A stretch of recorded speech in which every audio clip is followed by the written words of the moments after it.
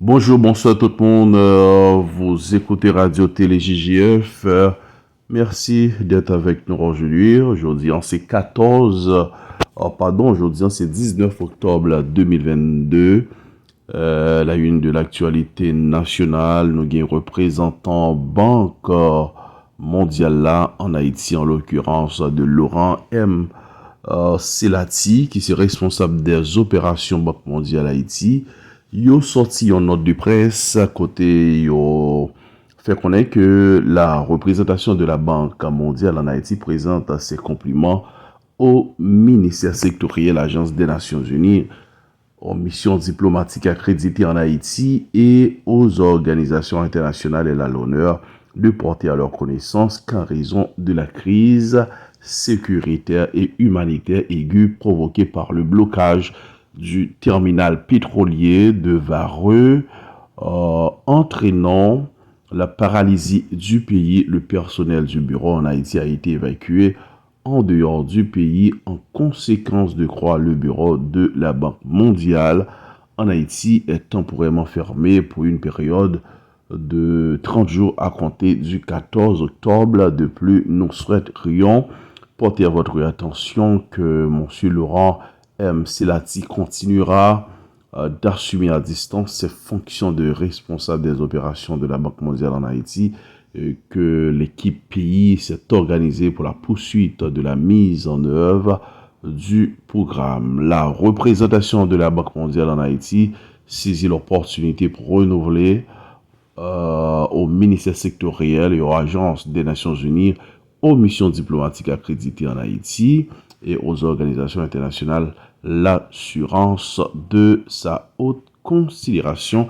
Eh bien, note ça, c'est M. Laurent M. Selati qui signale côté yo fait connaître que yo vraiment prend congé de payant, yo congé de 30 jours qui commençait à compter à partir de 14 octobre. Vu avec la crise sécuritaire et humanitaire, côté yo pas qu'à fonctionner, yo obligé à distance. N'a pas prendre que de l'autre côté, nous au courant que Conseil Nations Unies yo prend des décisions, c'est extrêmement important contre ce puissant chef gang en parlant de barbecue. Jimmy Cherizier Barbecue.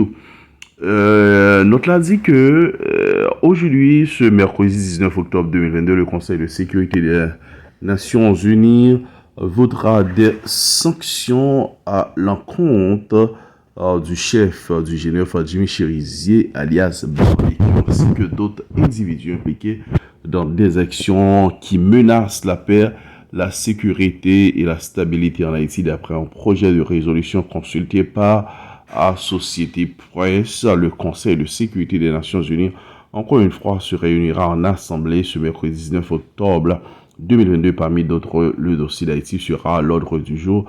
En effet, d'après un projet de résolution obtenu par l'agence de presse Associated Press, le Conseil votera des sanctions à la compte de certains individus qui donc gagnent possibilité pour chef gang, puissant chef gang Jimmy Cherizier alias Barbecue passer toute vie en Haïti, côté que prend des sanctions.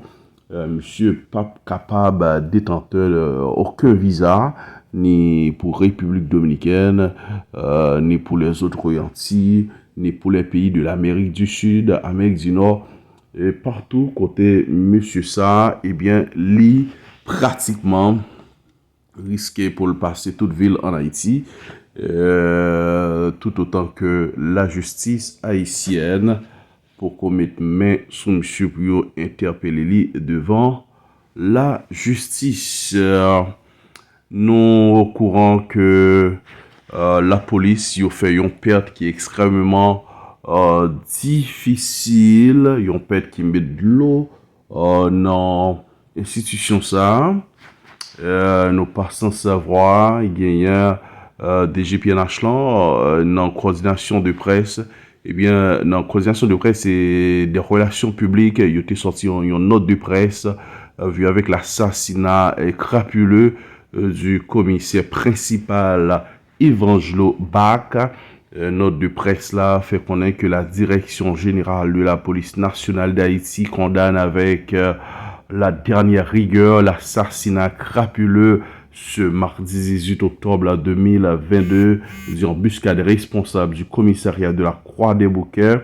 Il était très impliqué et s'était distingué par son sens de leadership et d'engagement dans les opérations d'envergure menées par la PNH contre le grand banditisme, notamment contre le gang des 400 Marozo et la bande de criminels dirigée par Vitellum Innocent. Le haut commandement de la police nationale s'incline devant la dépouille de ce cadre exemplaire et partage ses condoléances aux membres de la famille dûment éploré. La direction générale de la PNH et tout le personnel policier reste solidaire dans cette pénible circonstance et de grande désolation à sa famille, ses parents, proches.